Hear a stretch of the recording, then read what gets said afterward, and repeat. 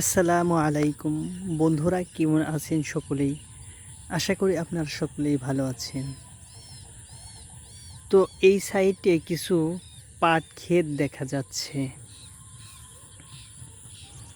আর এই যে ছোট ছোট ধান হয়েছে, এগুলা বড় ধানগুলো কেটে ধান বুনে দিয়েছিল। ছোট ছোট এগুলো আমন ধান, ইরি ধানগুলো কেটে আমন ধান বুনেছে। তো কিছুদিন পরে বর্ষা হবে। বর্ষার পানি অলরেডি চকে প্রায় এসে গেছে।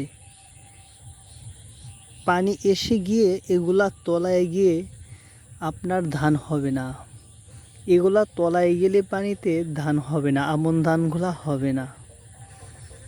তো কিছুদিন আগে সারা চকে ধান ছিল, ইরি ধান ছিল।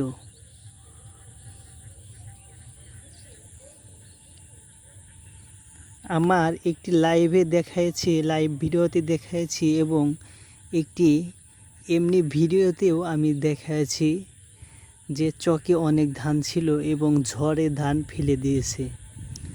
তো সকল ধানগুলো সকলেই কেটে বাড়ি নিয়ে মাড়াই করে যার যার ডোলে রেখে দিছে ধানগুলা। চককে চক এখন একদম খালি হয়ে গেছে। সকলেই আমন ধানগুলা বুনে দিয়েছে।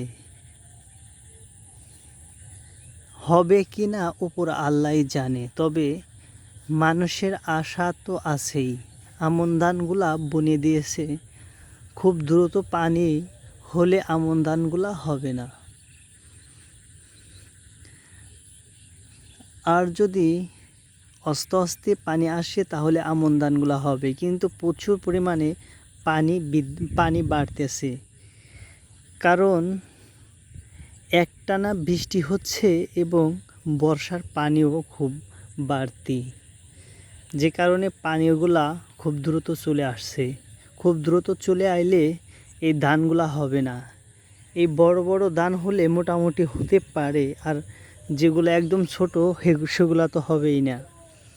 আর ওই পাশে দোপা, সেইখানে হাল বয়েছে, সেইখানে ধানগুলা একদম ছোট ছোট পানি উঠে গেছে, ওগুলা তো হবেই না। এই সব ক্ষেতগুলাও হবে না।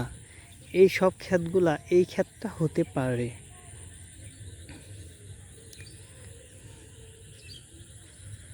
পুরা চক খালি হয়ে গেছে।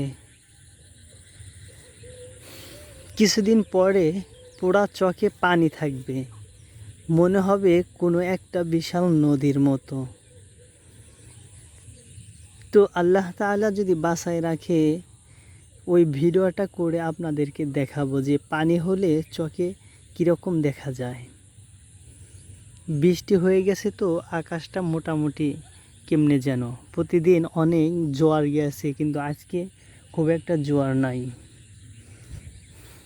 দেখুন আকাশটা খুব সুন্দর দেখা যাচ্ছে, সুবহানাল্লাহ। আর কিছুক্ষণ পরে মাগরিবের আজান দিবে। প্রায় সন্ধ্যা হয়ে গেছে, এখন বাড়িতে যাই।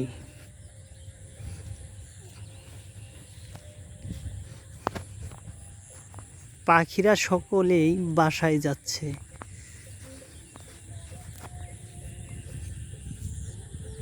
একটু পরেই সন্ধ্যার আজান দিবে, বাড়ির দিকে যাই।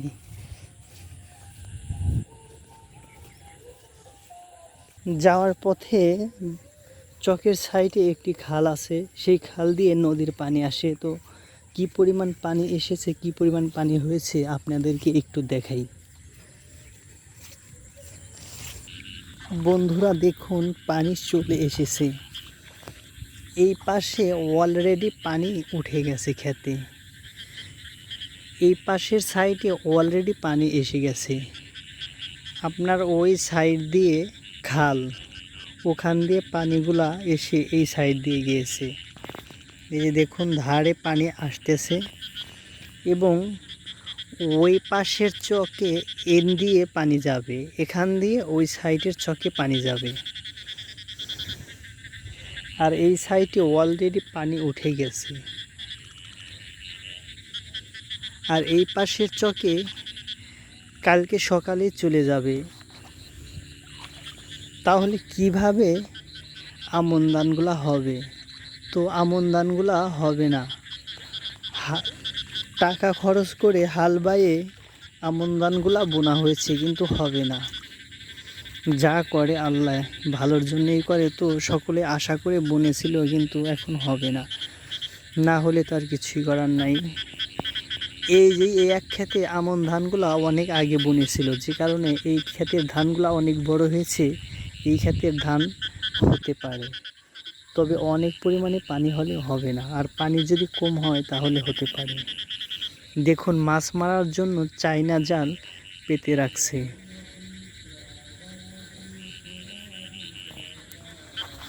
তো একটু পরে আজান দিবে, চলে যাই।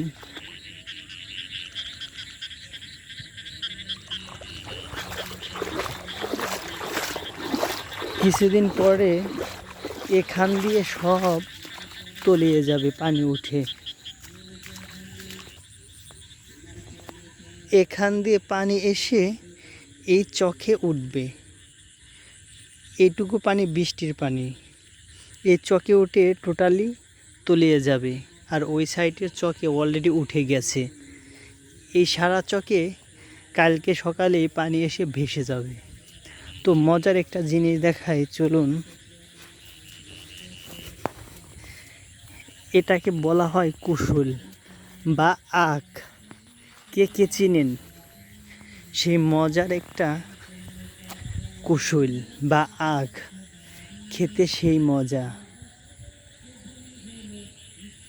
অনেক মিষ্টি, ভালোই লাগে। তো বর্ষার পানি পেয়ে আরও বড় হবে।